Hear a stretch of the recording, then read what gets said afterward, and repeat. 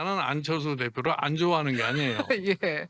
솔직히 여기 위해서 내가 그 사람에 대한 인격이나 모든 점에서 지도자로서의 훌륭한 자질이 있다고 내가 스스로가 확신을 가졌으면 내가 안철수 후보 단일화하는데 찬성도 했을지도 몰라요. 세상을 좀 분명하게 좀 현실을 제대로 인식을 하고서 정치를 했으면 좋겠다고 생각을 해요. 위원장님께서 이제 후보 단일화에 좀 걸림돌이다, 사퇴를 하는 게 맞다 이런 얘기를. 내가 보기에는 뭐 그 사람 그분들이 무슨 생각을 해서 그런 얘기를 했는지 모르지만 그 장외에 있는 사람들이 뭐 당의 입장이 뭐라는 것도 모르면서 그냥 그런 얘기 하는 것에 대해서 별로 내가 신경 쓰지 않습니다. 지난 1년간 국민의힘은 노력했지만 아직 부족한 점이 투성입니다. 가장 심각한 문제는 내부 분열과 반목입니다. 이번 지방선거의 결과를 자신들이 승리한 것이라 착각하면서 개혁의 고삐를 늦춘다면 당은 다시 사분오열하고 정권 교체와 민생 회복을 이룩할 천재일보의 기회는 소멸될 것입니다. 예, 김정인 위원장의 그동안 발언들을 쭉 들어봤습니다. 그런데 김종인 전 국민의힘 비상대책위원장, 당을 떠난 뒤에 이런저런 얘기들을 많이 쏟아내고 있습니다. 특히 몸담았던 국민의힘에 대해서도 매우 좋지 않은 비하 발언을 했습니다. 아사리판 이거 써도 되나 하고 사전을 찾아봤더니 사전에 나오긴 나오더군요.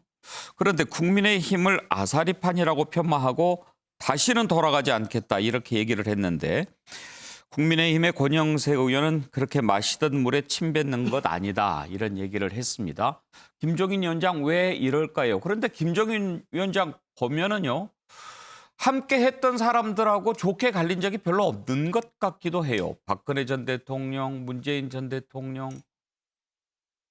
대통령, 또 안철수 대표, 이번에는 국민의힘까지. 이거는 뭘까요? 자, 이런 내용 한번 좀 짚어보겠습니다. 네 분 패널 소개합니다. 박진영 더불어민주당 상근 부대변인, 김재원 전 국회의원, 김준혁 한신대 교수, 그리고 김한규 변호사 함께합니다. 어서 오십시오. 예. 안녕하세요. 김준혁 교수님 새로운 얼굴인데 반갑습니다. 네, 반갑습니다. 네, 잘 부탁드립니다. 초대해 주셔서 감사드립니다. 예. 박진영 부대변인, 네네. 김종인 위원장, 안철수 대표 뭐 비판하는 것은 워낙 많이 들어서 네네. 그런데 이제 국민의힘에까지도 이렇게 좋지 않은 얘기를 하는데 뭐 때문에 그러는 것 같아요? 참 이 표현이 그런데 이제 히딩크 감독 데리고 왔으면은 이제 결과가 좋으면은 거기에 상응하는 좀 예우를 해줘야 되지 않습니까? 예. 예우를 해주고 또 히딩크 감독이 물러나더라도 명예 감독 비슷하게 이렇게 조언을 한단 말이에요. 예. 그걸 이제 받아줘야 되는데 안 받아주신 데 대한 섭섭함이라고 보는데 저는 첫 번째는 안철수 대표 문제라고 봅니다. 제가 이제 대충 짐작도 하고 이제 그쪽 당에도 아는 분들 이야기를 들어보니까요. 안철수 대표에 대해서 한 3가지 정도 말씀을 하신 것 같아요. 첫 번째는 합당이 아니다. 돌으려면 개별적으로 들어오도록 해야 예. 된다. 두 번째는 지분 절대 주면 안 된다. 세 번째는 전당대회에 안철수 대표가 개입 못하도록 해야 된다. 뭐 이런 이야기를 하신 걸로 알고 있는데요. 이 부분들에 대해서 이 당권 주자들의 이해관계에 의해서 그것이 조정되지 않는 상황에 대해서 첫 번째로 제가 봤을 때는 좀 불편한 신기가 아닌가 뭐 그런 생각이 듭니다. 예. 김재원 의원께서 생각하시기에는 저분이 왜 그러는 것 같습니까? 근데 이제 우리가 유명 맛집에서 일하던 주방장이 그만뒀거든요. 예. 그런데 그 식당이 손님들이 그 식당에 가서 주방장 바뀌더니 음식 맛이 왜 이래? 이거 영 형편없네. 이런 이야기를 들으면 집에 간 주방장이 기쁘지 않겠습니까? 근데 만약에 주방장 바뀌었는지도 모르고 그 식당이 계속 잘 되면 좀 자기 존재감이 좀 떨어지지 않겠습니까? 예. 사실 뭐 그런 비유로 말씀드릴 수 있다고 보는데요. 김종인 위원장은 항상 어떤 정치 세력이든 또는 대권 주자든 자신의 역할을 드러내면서 자신의 존재감을 드러내면서 그것으로 정치적 목적을 달성하는 분이거든요. 근데 예를 들어 국민의힘에서 비대위원장을 그만뒀는데 당이 잘 돌아가고 있다 그러면 뭐 존재감이 별로 없지 않습니까? 그러니까 지금 아사리판이라고 이야기를 하시는 것 아닌가. 재미있는 비유를 해주셨는데 그런데 어떻게 지금 상황을 보면 그 주방장이 몸담았던 식당을 향해서 내가 그 식당 주방장 했는데 그 식당 개판이야. 지금 그렇게 얘기하는 것 같이 들리기도 해요. 내가 주방장 할 때는 좋았다는 말씀이시죠. 예. 자, 김종인 위원장 뭐가 섭섭해서 그랬을까요? 아무튼지 쭉 돌이켜 보면 김종인 위원장이 함께 했던 사람들과 좋게 헤어진 것은 별로 없었던 것이 역사입니다. 한번 쭉 돌아보지요.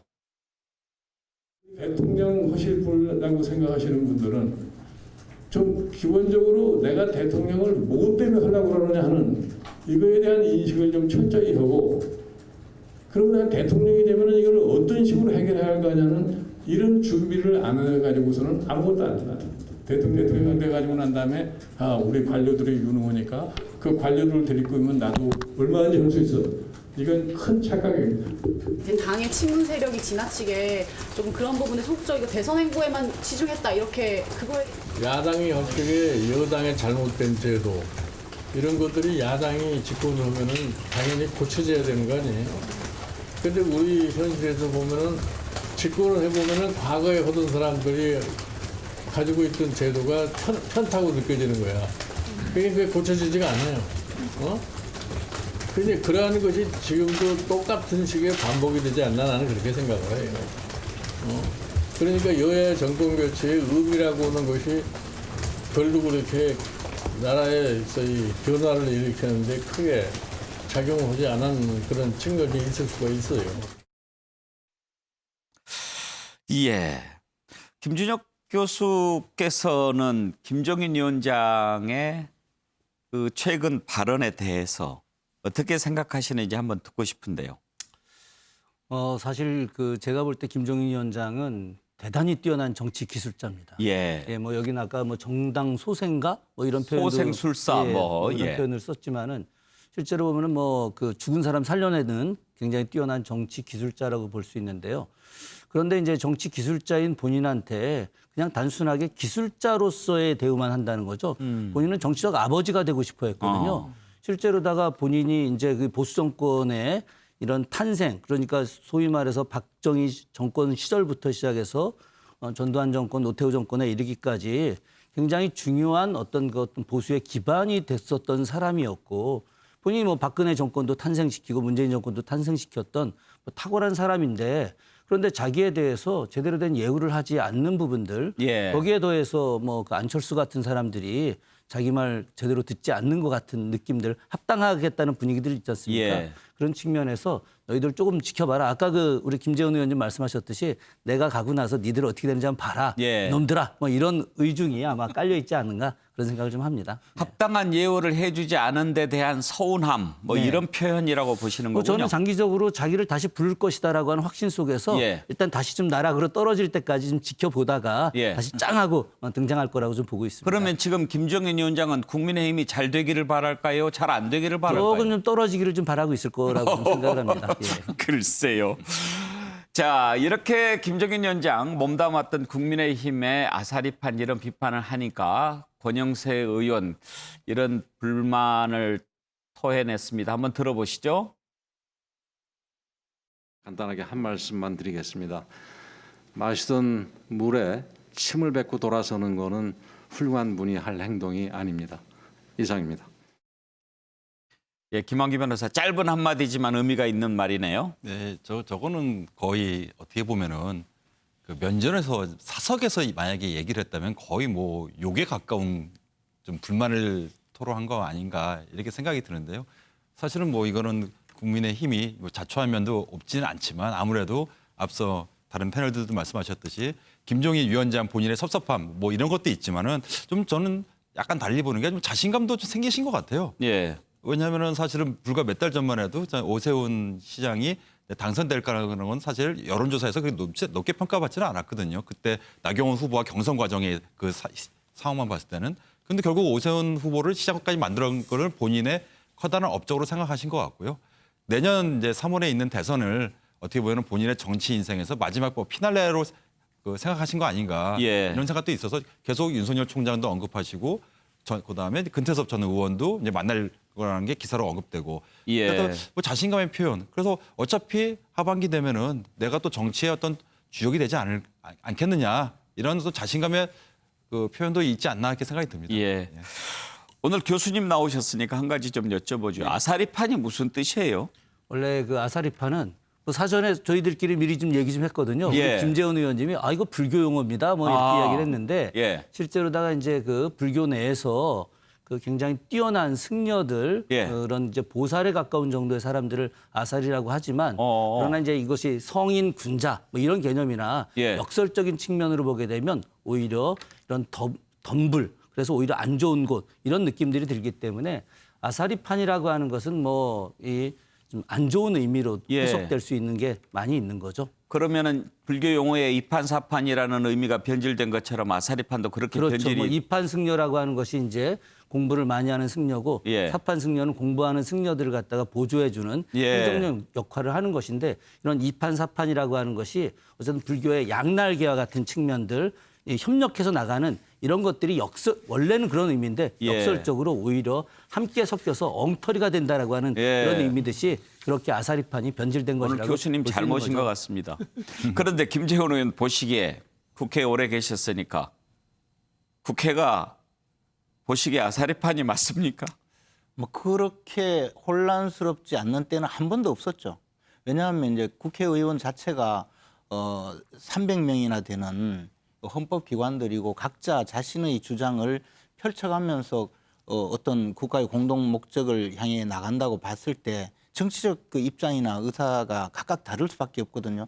또 그런 의사 표현을 가장 자유롭게 해주기 위해서 그 면책특권 또 불체포특권까지 보장을 해줬지 않습니까? 그러니까 사실은 보면 가장 무질서하고 가장 그 혼란스러운 집단으로 만들어 놓은 국가기관이죠. 그러니까 일반적으로 보면 뭐 아사리판이든 예. 뭐 그 혼란스러운 불안정한 그런 집단이 될 수밖에 없고 그런 과정을 통해서 가장 국가 목적을 달성해 나간다고 저는 생각합니다. 예. 그런데 지금 말씀하신 거는 이제 김종인 위원장이 이야기한 것은 국민의 힘을 국회가 보고, 아니고 국민의힘이란 말이에요. 예, 국민의 힘을 보고 이제 아사리판이다. 예. 그것은 아마 이제 그 안철수 대표를 받아들인다는 그런 측면 하나. 예. 또 하나는 이제 지도 체제를 놓고 예. 벌써부터 감투 싸움을 한다, 자리 싸움을 한다. 예. 또 정신 못 차렸다. 뭐 이런 예. 두 가지의 비판인데요. 그런 점은 좀 들을 만한 지적이라고 생각을 예. 합니다. 그런 것 같습니다. 김종인 위원장의 이런 독서를 국민의당과 합당하면서 너무 안철수 대표한테 휘둘리지 말라. 뭐 이런 경고, 애정 표현이다. 이렇게 애써서 또 해석하는 분들도 계시긴 합니다. 그렇지만 김종인 위원장의 생각이 과연 그럴까요? 이 부분 한번 살펴보겠습니다.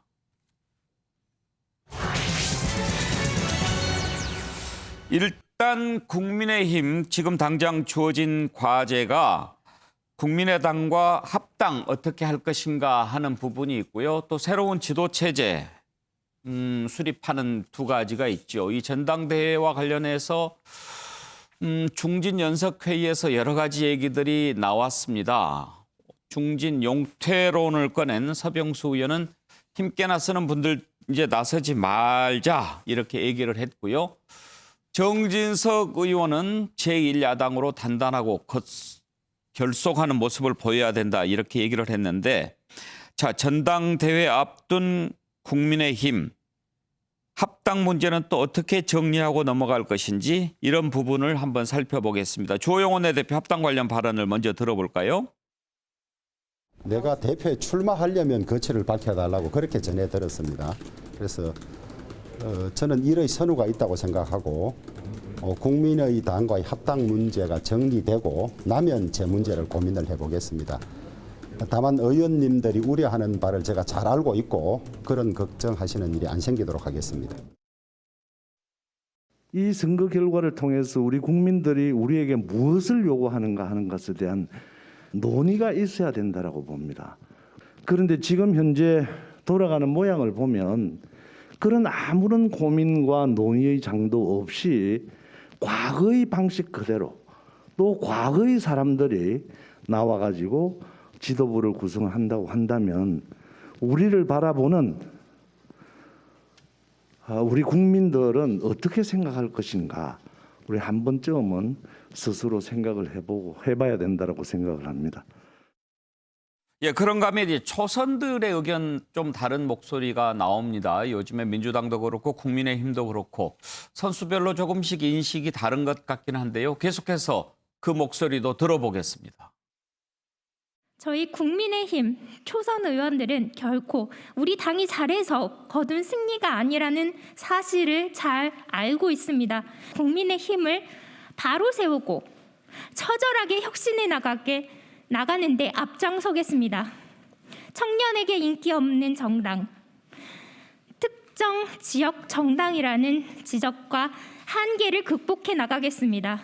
이제는 구시대의 유물이 된 계파 정치를 단호히 거부하고 오직 국민만 바라보는 한 팀이 되겠습니다.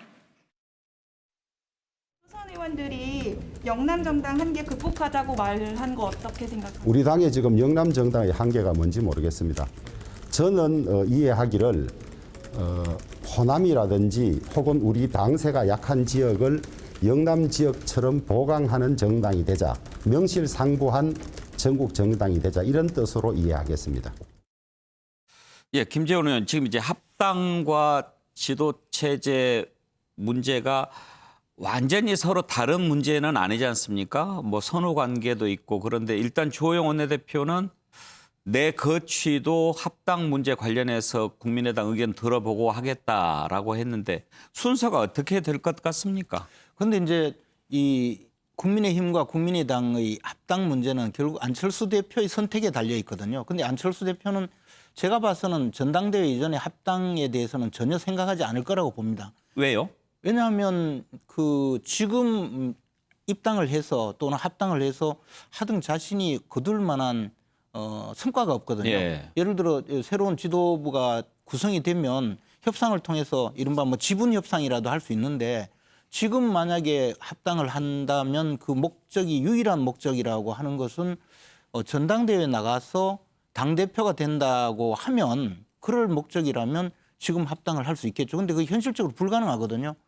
오히려 대선 출마를 이미 예고하고 있기 때문에 그러면 국민의힘에 입당을 해서 대선 후보가 되는 목표를 정했을 텐데 그것은 지금보다는 훨씬 후에 나름대로 자신의 지분도 챙기고 그다음에 차기 지도부와 협상을 통해서 자신의 당내 위상을 만들려고 할 거거든요. 근데 이제 주호영 대표는 이것이 아직까지는 그 상황이 정리가 되지 않았기 때문에 지금 당대표 권한 대행으로서 합당 문제가 언제 일정이 잡히면 그 다음에 자기가 이제 차기 전당대회에 출마할지 아닐지를 밝히고 지금 보면 거의 출마가 뭐 기정사실화된 것 같은데요. 그러면 이제 전당대회 일정도 잡고 원내대표에서 사퇴하고 전당대회 당대표 경선에 나가는 그런 방식으로 하기 위해서 저렇게 이야기를 하고 있거든요. 근데 이제 당내에서는 전당대회 전에 합당부터 하자 뭐 그러는 분들도 있고 아예 뭐 입당은 안철수 대표가 들어와서 결국 혼란만 가중시킬 것 아니냐. 더 나가서 서울시장 출마 선언할 때는 대선에는 절대 나가지 않겠다고 약속했는데 이미 대선 출마를 사실상 시사하고 있는 거니까 이건 잘못된 것 아니냐라는 김종인 위원장의 그 의견에 또 동조하는 분들도 들어 계시거든요. 저는 뭐 지금 대선 출마를 하든 또는 하지 않든 어쨌든 합당은 정해진 순서라고 생각하고요. 다만 전당대회 이전에 합당은 사실상 불가능하다. 뭐 그런 입장입니다. 그리고 안철수 대표는 아마 모르긴 해도 지난번에 오세훈 시장과의 단일화 경선에서 자기가 당초에는 압도적으로 여론조사의 우위에 있다가도 국민의힘의 후보가 되니까 이 자기보다 앞서는 그 현실을 목격을 했기 때문에 이번에는 국민의힘에 입당을 해서 거기서 대선 후보가 되면 자연스럽게 윤석열 총장과의 단일화 협상에서도 우위를 점하고 자신이 이제 그 야권 단일 대선 후보가 될 수 있다고 생각하지 않겠습니까? 그러면 결국 이제 이게 비유를 하자면 국민의힘에 빈집털이하러 들어올 그런 생각으로 지금 생각을 하고 있다고 보는 것이 합리적이지 않겠습니까? 그러면 합당은 뭐 정해진 순서라고 생각합니다. 김준혁 교수께 한번 큰 그림에서 의견을 들어보고 싶습니다. 일단 국민의힘과 국민의당 합당이 나오는 이유는 후보 단일화 과정에서 안철수 대표가 합당 얘기를 했기 때문도 있지만 이번에 오세훈 시장이 당선된 것처럼 야권이 하나가 돼야 정권 교체를 이룰 수 있겠다 이런 생각에서 나온 것 아니겠습니까? 그런데 잠시 후에 또 따져보겠지만 김종인 위원장 생각이 조금 다른 데 있는 것 같기도 해요. 윤석열 총장도 지금 어떻게 할 것인가 결정하지 않은 상황이고 그렇다고 한다면 김종인 위원장이 이렇게 국민의힘을 폄하하는 발언을 한 것은 나는 안철수 대표랑 함께하는 당이라면 가지 않을래. 이런 생각에서 그렇게 돌을 던지는 건 아닌가 그런 생각도 들어요. 일단 지금 큰 틀에서 보자면 야권은 합당을 하려고 하죠. 합당을 하려고 하지만 그러나 이제 국민의힘 입장에서는 안철수의 국민의당 사람과 동대동에 합당하려고 할 생각은 뭐 일체하지 않을 겁니다. 그건 뭐 너무 명확한 거고요. 안철수 의원 안철수 쪽은 그렇게 하려고 하겠죠. 그런데 우리가 좀 잘 봐야 될 게 하나가 있는데 김종인 전 비대위원장이 왜 안철수를 그렇게 싫어할까? 안철수 그 대표를 왜 싫어할까? 2016년에 그 민주당 비대위원장 할 때 그때 이제 그 안철수 쪽의 당과 합당하자고 요청했었거든요. 그때 이제 김한길이라든가 천정배 이쪽은 당시 합당을 하고자 했었어요. 예. 그런데 안철수 대표가 끝내 거부를 하면서 김종인 당시 비대위원장한테 상처가 굉장히 컸거든요. 이 사실을 갖다가 사실 사람들이 망각을 하고 있는 겁니다. 김종인 비대위원장이라는 사람이 그렇게 자기에 대해서 분노하게 만든 사례가 별로 없었어요. 그런 측면에서 이 김종인 위원장의 생각에서 안철수는 절대 용서할 수 없는 사람, 이게 각인이 되어 있거든요. 예. 그런 과정에서 국민의힘이 안철수 합당을 통해 갖고 어떤 자신의 그런 지도력을 갖다가 인정받지 않으려고 한다. 이런 측면들이 사실 김종인 위원장을 분노하게 지금 만드는 겁니다. 예. 본인이 본인이 드러내지 않지만은 거기에 더해서 안철수 같은 경우는 예전에 2016년에 그 민주당에서 이제 그 합당을 하고서 지방선거를 할 때 안철수 계열의 그 인맥들이 시당 도당 위원장 말고 그 밑에 도당 사무총장 있잖아요. 사무처장을 같이 투톱 시스템으로 갖고 있었습니다. 그래서 자신들의 어떤 인맥들을 갖다가 대거 시도의원에 당선시키는 데 역할을 했었거든요. 이런 경험들이 있기 때문에 이제 국민의힘과 국민의당 내부에서도 당시에 그 경험을 그대로 접목시키려고 하는 것이고 국민의힘 입장에서는 아유 그럼에도 불구하고 니들 개별 입당을 해야지 이것이 되지. 전체적으로 야당 통합은 분명히 인정하지만 그러나 어떤 동등한 입장에서의 합당은 불가하다라고 하는 것들 이것이 국민의힘의 입장이기 때문에 아마도 좀 난관은 있지 않을까 하는 생각을 좀 합니다. 이런 상황에서 김종인 위원장이 지금 국민의힘에는 다시 돌아가지 않겠다라고 하면서 새로운 그림을 그리고 있는 것은 아닌가 하는 신호가 여러 군데서 잡히고 있습니다. 지금 윤석열 전 총장 좋은 얘기 했죠. 언제 한번 만날 수도 있을 것 같은데 그전에 금태섭 전 의원이 오는 16일 김종인 위원장을 만난다고 합니다. 그런데 재미있는 게요.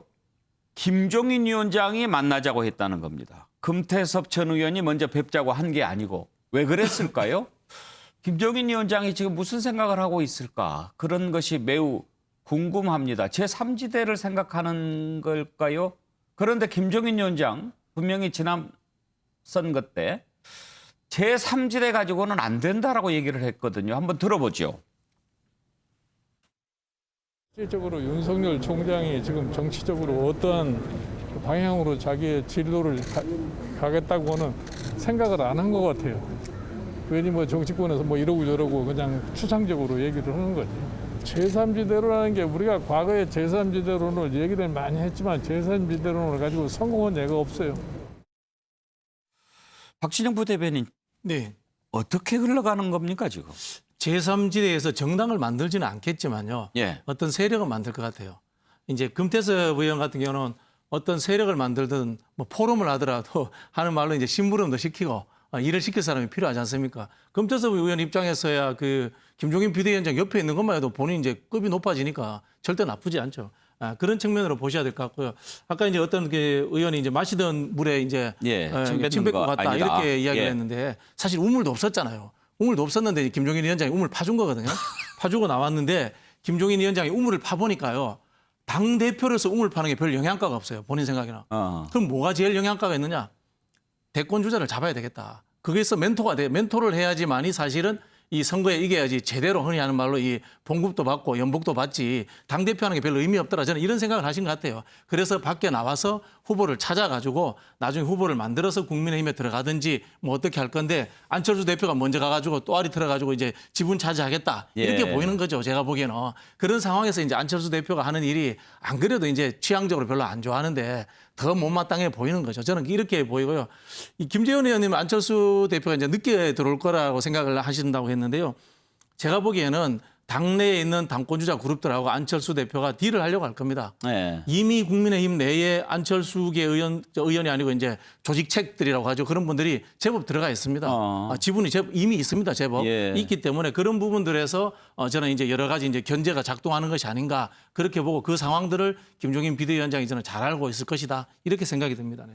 그럼 김한기 변호사, 김종인 위원장이 보기에 국민의힘에는 내년 대선에 나가서 제대로 싸울 만한 장수가 안 보인다 이렇게 생각을 하고 있는 걸까요? 사실 그거는 이제 김종인 위원장뿐만 아니라 많은 국민들이 그렇게 생각하는 것 같습니다. 이게 지지율이라는 것이 뭐 시장, 뭐 도지사 이런 이것도 뭐 이번 보궐선거도 되게 큰 선거이긴 하지만은 대통령 선거 아니겠습니까?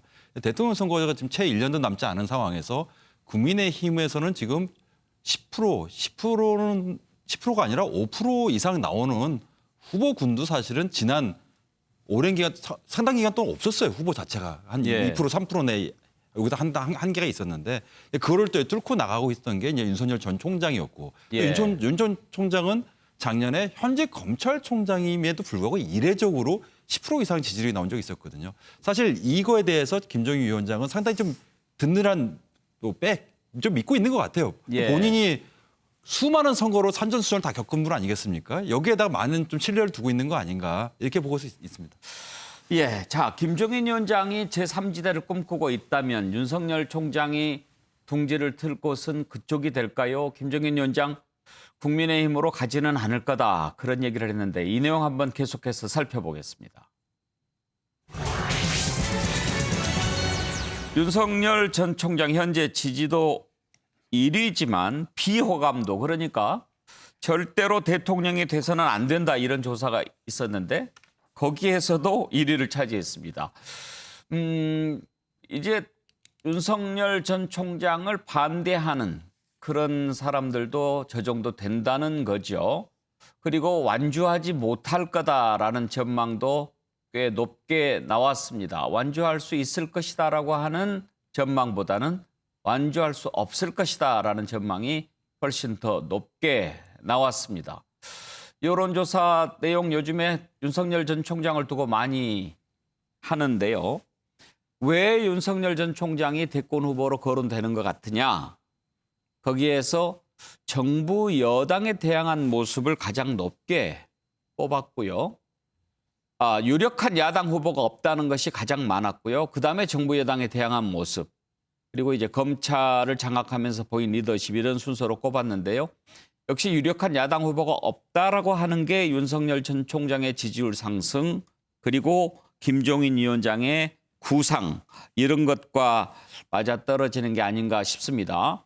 윤석열 전 총장 아직도 확실한 입장을 밝히지 않은 채 주변을 맴돌고 사람들 만나고 그렇게 하고 있는데 자, 최근에 만났던 노동문제 전문가 얘기 한번 들어보겠습니다. 비정규직이 어떻게 연애를 할 수가 있고 그다음에 또 결혼을 할 수가 있고 결혼하다 애를 낳을 수 있겠느냐. 이 문제가 뭐 가장 중요한 그런 어떤 우리 사회 현안이다 이렇게 말씀을 하셨고 이가 끝난 이후에 최종적인 결론도 총장이 내린 결론은 결국 우리 사회 제일 큰 이슈는 이제 청년 실업과 청년 취업 애로 이 문제이고 그러기 위해서는 이제 양질의 좋은 양질의 일자리를 충분히 공급하는 정책의 중요성에 대해서 강조를 하셨고요. 예, 그런가 하면 또 김영석 명예교수도 만나봤죠. 김영석 교수 얘기 들어볼까요? 정치 세력 때문에 이번이 밀려나왔거든요. 그 밀려나오면 갈 곳이 어딘가 정치계를 가게 돼 있죠. 그래서 이제 내가 암시하는 얘기는 뭐니 과거엔 모르겠는데 지금은 정치 세력 때문에 밀려나와서 정치계에 와 있으니까 당신을 기대하고 원하는 사람들에게 정치적인 해답은 줘야 한다. 대선 출마할 것 같은 느낌이 오시나요? 그 말 비치지 않았고요. 네. 이제 내가 그저 보기에는 그래 이제 내가 정치적인 판단을 내가 내려야겠다. 네. 사회를 국가를 위해서 판단을 내리는 것이 내 책임이 됐다. 거기까지는 공감인 것 같아요. 자, 김준혁 교수 오늘 오셨으니까 제가 좀 궁금한 게 네. 많습니다. 전망을 들어보고 싶은데 윤석열 전 총장 언제 어떤 방식으로 등장할 거라고 현재 생각하시는지요? 그래서 제가 이제 정치사 전공자인데 예. 그 현대 정치에 대한 관심도 굉장히 많기 때문에 그래서 지금 굉장히 많은 사람들을 예의주시하고 있습니다. 예. 윤석열 총장 같은 경우는 제가 판단할 때는 한 5월 말 정도 그러니까 민주당 쪽에 예. 그런 그 차기 대표 주자가 이제 공식화되고 예. 그리고 그 이후에 이제 대선 구도에서 민주당 당내에 있는 그 대선 주자들이 이제 등장하는 과정 속에서 본인이 이제 이때쯤 되면 나타나겠구나라고 하는 생각으로 등장을 하지 않을까 싶습니다. 그런 예. 측면에서 뭐 지금 뭐 김영석 교수라든가 아니면 뭐 그런 사회복지 전문가들 예. 또 뭐 친구였던 이철우 변호사 이렇게 쭉 만나면서 각계각층의 인물들을 만나고 그 과정에서 어떤 자신이 대선 주자로서의 입장을 이제 높이려고 하겠죠. 그런 과정에서 또 저는 조만간에 그 김종인 전 비대위원장하고 만날 거라고 좀 봅니다. 왜 그러냐면 어떤 그 국민의힘 쪽보다 사실은 냉정하게 이야기하면은 그 김종인 비대위원장의 어떤 정치적 기술력 또 사람을 갖다가 이렇게 대선 주자로 만들어내는 탁월한 능력에 대해서 본인은 아마 판단을 하고 있지 않을까 하는 그런 생각을 좀 하고 있긴 합니다. 예. 그러나 저는 좀 약간 좀 판단을 좀 정확히 좀 해야 될 필요는 있는데 조금 전에 그런 그 뭐 노동 전문가를 만나거나 아니면 뭐 김영석 교수 같은 원로 철학 교수를 만난다고 해서 그것을 온전히 자기의 것으로 만들어서 본인이 그런 탁월한 정치 지도자가 될 수 있는 것이냐 그런 부분에 대해서는 회의적이죠. 예. 뭐 우리들이 어떤 사람들 만나가지고 금방 배웠다고 해서 그 부분에 대한 대단한 전문가가 되는 것도 아니고 예. 그것과 관련해서 뛰어난 리더십을 갖추는 것도 아니기 때문에 저는 제가 봐서는 그 윤석열 그 전 총장이 지금의 어떤 그런 형태들보다 오히려 국가 미래 비전에 대한 예. 어떤 자신의 생각이라든가 이런 부분들을 하나하나 이야기하는 과정 속에서 지도자로서의 모습이 보여지는 것이지 지금 같은 형태로서는 크게 어필하기는 쉽지 않겠지만 그러나 5월 말 정도에 예. 상당히 많은 여론의 지지를 이제 받아가면서 예. 왜냐하면 언론이 굉장히 도와주고 있으니까 등장을 할 것이라고 좀 생각을 합니다. 시기는 그렇고 네. 그러면 플랫폼은 어느 쪽으로 정착할 것 같습니까? 저는 뭐 기본적으로 나중에 그 이 합당을 분명히 야당이 할 것이기 때문에 오히려 이제 김종인 위원장과 이 관계를 맺으면서 그러면서 국민의힘 쪽에서 땡겨가기를 바라는 것으로 아마 예. 그런 모습 액션을 취하지 않을까. 올 거다. 예, 그런 생각을 좀 합니다. 그래요. 박진영 부대변인 뭐 누구 만났다고 해서 금방 다 학습할 수 없는 거지만 일종의 메시지 아니겠어요? 내가 그렇지. 지금 이런 문제에 관심을 갖고 준비하고 있다. 이런 것을 보여주는 거죠. 뭐 쉽지 않을 겁니다. 대한민국 국민들이 검찰총장 대통령 과연 원할까요? 뭐 그런 부분이 있고요. 본인이 나서지 않고 이제 메신저를 통해서 이야기한다는 것은 나서서 이야기할 자신이 없다는 뜻입니다. 저는 한편으로 보면 이제 안철수 2 되지 않을까 이런 좀 생각도 드는데요. 제가 보기에는 이분은 절대 경선 안 할 겁니다. 네. 경선은 안 하고 단일화는 할 겁니다. 정치를 해서 뭐 큰 그림을 그린다면요. 예. 안철수 후보하고 비슷합니다. 이 경선을 하게 되면 검증을 받아야 되거든요.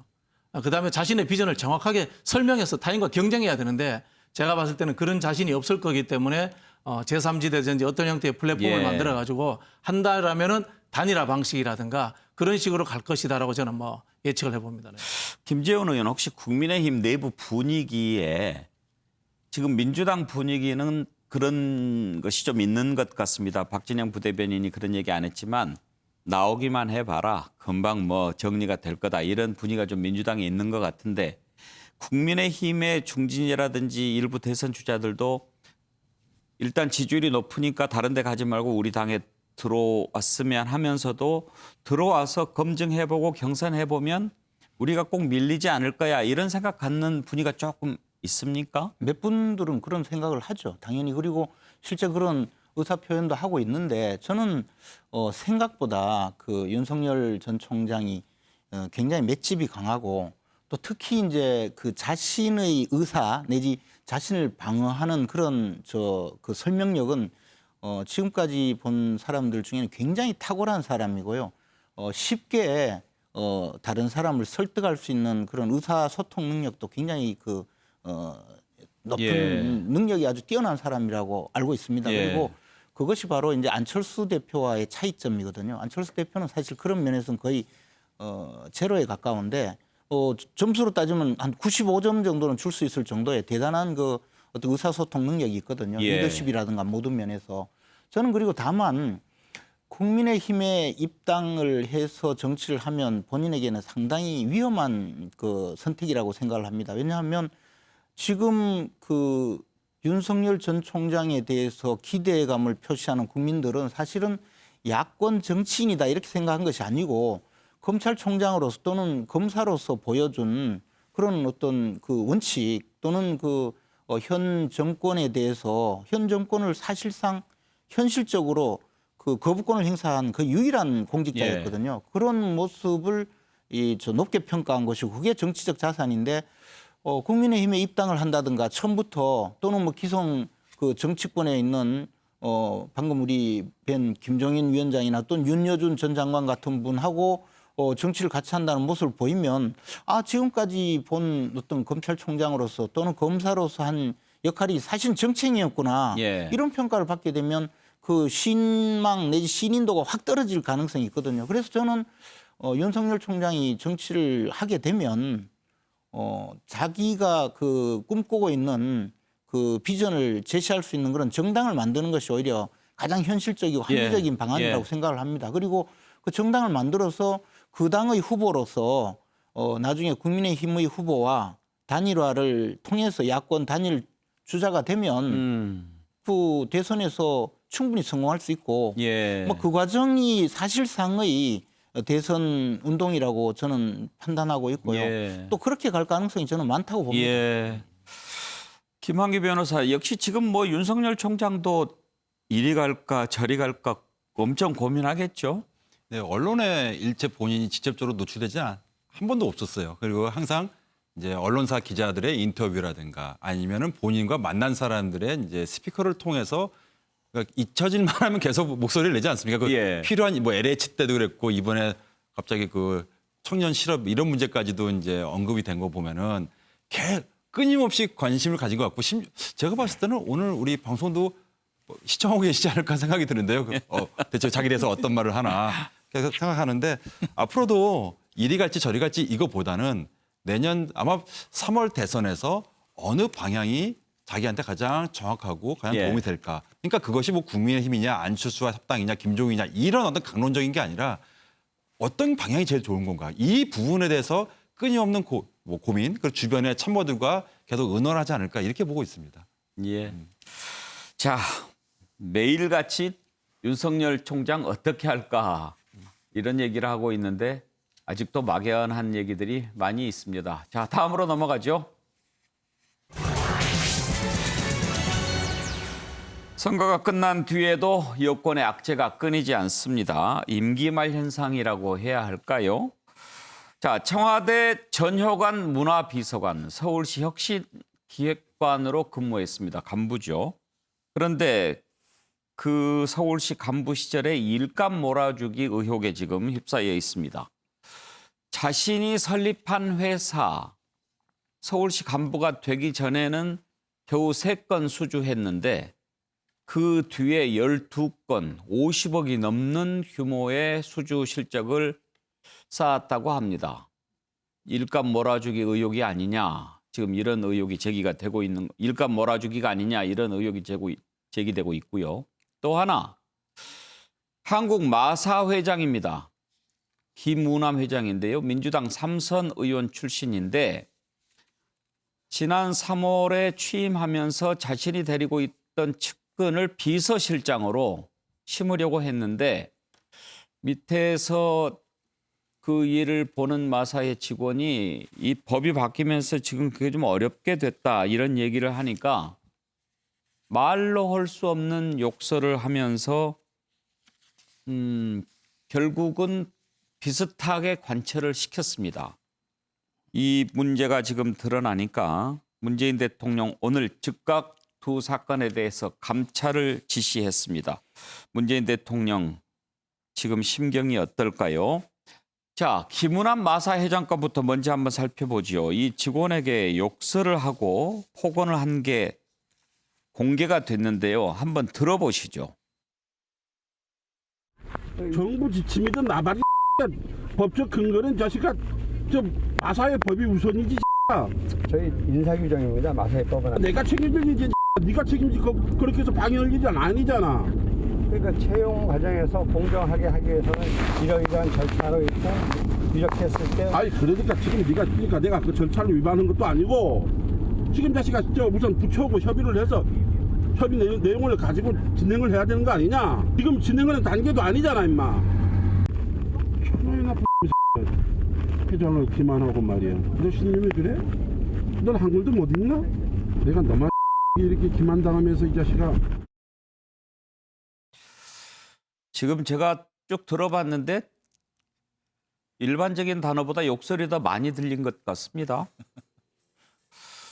김한기 변호사, 지금 뭐 XX는 지금 뭐 자시가 노마는 X로 표시하는 것 보니까 XS는 또 다른 욕설인 것 같아요. 아마 저거는 그냥 욕한 걸로 보이고요. 예. 욕한 걸로 보이고 만일에 이제 저 지금 마사 회장이 김우남 마사 회장이 뭐 사람들 있는 데서 저렇게 욕을 했으면 저 형사처벌 대상이에요. 저분은 저 모욕한 거기 때문에. 예.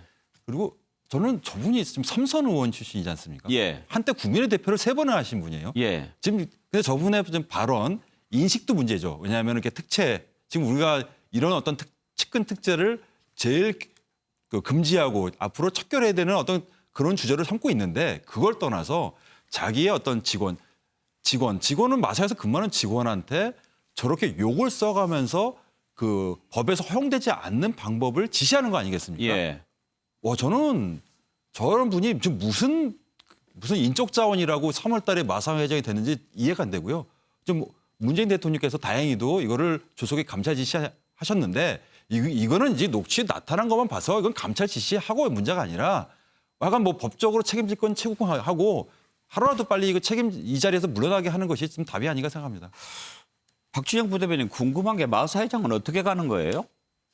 글쎄요, 뭐 공모 절차가 있는 걸로 알고 있는데. 공모로 갑니까? 예, 요즘은 이제 공기업도 다 공모 절차로 가는데 이제. 그럼 욕설 잘하면 갈 수 있나요? 그까지는 모르겠습니다만 이제 저분이 이제 제주도 분이기 때문에 제주도에 또 말이 많이 나니까 마사에 갔는지 뭐. 아하. 예, 뭐 아마 문화관광위 의원도 하셨을 겁니다. 예. 그런 것 같은데요.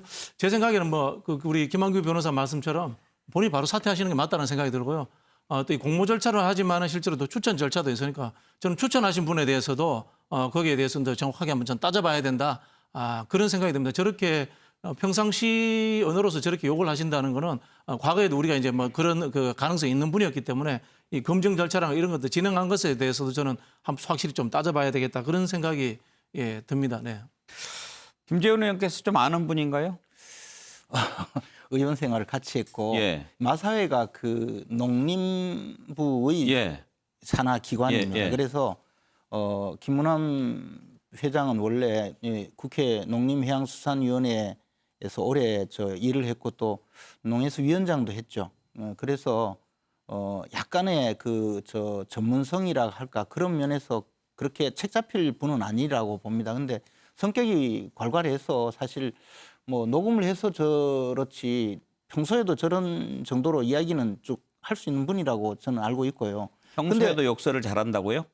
뭐 하여튼 좀 거칩니까? 말이 조금 이제 편하게 이야기하는 스타일이죠. 예. 그런데 이제 요즘은 우리 사회가 옛날하고 달리 특히 직장 내 갑질 이런 것이 범죄로 이제 취급을 하고 있거든요. 예. 그래서 아마 이 과거 우리 윗세대 또는 우리 세대만 해도 저런 직장 내에서 상사라고 해서 부하 직원에게 저렇게 그 폭언을 퍼붓는 것이 그렇게 중요한 잘못이라고 생각하지 않을 가능성도 있지 않을까 생각이 듭니다. 근데 명백한 잘못이고 더 나아가서 범죄 행위라고 봐야 되고요.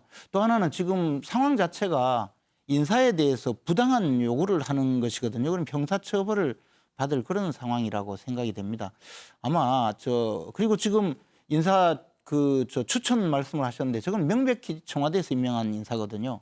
청와대에서 아마 당을 배려하기 위해서 임명을 한 것이고 그 인사위원회 자료를 보면 비서실장과 정무수석과 소관 경제수석 이런 분들이 추천을 했을 그리고 의결을 했을 그런 상황이기 때문에 저는 전체적으로 이것은 결국은 그 임명권자라든가 또는 임명에 관여한 분들이 함께 책임을 져야 될 사안이라고 봅니다.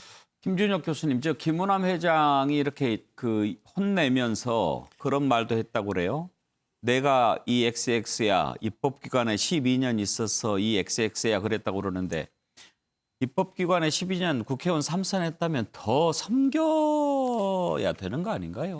제가 정조 전공자입니다. 예. 그 개혁군주 정조 전공자인데 정조가 그런 말씀을 하셨습니다. 나는 평생 미천한 마부에게조차 이놈 저놈 해본 적이 없다. 200년 전 국왕도 미천한 마부한테도 이놈 저놈 해본 적이 없다는 겁니다. 그런데 3선 의원이나 했고 국민의 대표를 한 사람이 이렇게 자기 기관의 인사 담당자한테 저런 하대하는 용어를 썼다라고 하는 것은 있을 수 없는 일입니다. 저는 이 부분에 대해서 아주 명백하게 이렇게 처리를 해야 하는 것이고 실제로 조금 전에 나왔던 그 전효관 그런 문화비서관 문제도 만약 그것이 사실이라고 한다면 그것은 촛불 정신과 촛불을 들었던 국민들의 그런 수많은 요구를 외면하는 것입니다. 그렇기 때문에 이 두 사건은 마땅히 책임을 져야 하는 것이고요. 사실은 이런 인사가 있어서는 안 된다고 강력하게 말씀드리고 싶습니다. 김은남 마사 회장 이렇게 논란이 되니까 부적절한 발언을 했다 이렇게 사과했다고 하는데요. 부적절한이라는 표현 이럴 때 쓰는 거 아니죠. 아주 잘못한 겁니다. 부적절한 말을 했다라고 하는 표현이 매우 부적절해 보입니다. 그리고 전효관 비서관이요. 서울시에 있을 때 일인데 그때 상황 관련된 녹취를 한번 들어볼까요? 서울혁신기획관인 전효관이 실질적으로 여기 창립을 하셨고 설립을 했고 지금까지 2006년까지 대표로 있었고 이 회사의 실질적인 주주라고 봤을 때 약 4억여가 되는 이 용역비가 이쪽으로 이탈됐다라고 하는 거는 지금 실질적으로 기획을 하고 운영하고 있다는 거는 이거는 문제다. 서울시에서 용역을 할 때 박원순, 전효관 라인을 통하지 않고는 용역을 할 수 없다라고 하는 얘기가 돌 정도예요. 김한규 변호사, 지금 저 말을 들어보면 이미 그때부터 문제가 됐다는 거네요? 좀 더구나 지적을 하신 의원이 민주당 소속 의원이라고 나오는데 그럼 여권 내에서 지적한 거거든요. 그럼 이게 굉장히 오랫동안 골마 있었던 사안인데 저는 이거에 대해서 일감 몰아주기 의혹도 의혹이지만 그러면 저런 거에 대해서 저분을 어떻게 인사 검증해서 청와대 비서관이 되었는지 그러니까요. 그 부분이 도저히 이해가 안 되거든요. 왜냐하면 이거는 충분히 검증이 되셨고 되고 좀 법적 책임 떠나서 이런 분이 어떻게 비서관이 됐는지 이거 좀 따져야 되는 거 아닌가 봅니다. 그러면은 박진영 부대변인 감찰을 지시했는데 두 사람에 대한 감찰뿐만 아니라 어떻게 저런 사람이 비서관이 됐는지 그 부분도 좀 들여다봐야 되는 거 아닐까요? 그렇죠. 이제 민정수석실은 이제 공직기강 쪽에서 하는 걸로 알고 있는데요. 인사 절차에 대해서 한번 다시 들여다보는 그런 절차로 갈 것 같다는 생각이 들고요. 이제 저는 지금도 또 인사가 많이 이루어지는데 인사 문제에 있어서 전문성이라는 부분과 당사자주의라는 것에 대해서 우리가 다시 한번 생각해 봐야 됩니다. 공직의 장이라는 자리는 굉장히 보편적이고 통합적인 자리거든요. 흔히 제너럴하게 여러 가지 제도와 시스템을 잘 운영하는 사람이 중요한데 사실 우리 전효관 비서관인가 이분도 보면은 문화기획 관련 일을 밖에서 하던 분이지 않습니까? 그런 부분에서 과연 그 당사자가 그 일을 제일 잘한다는 생각을 우리가 이제 좀 벗어날 때가 되지 않았나 그런 생각이 듭니다.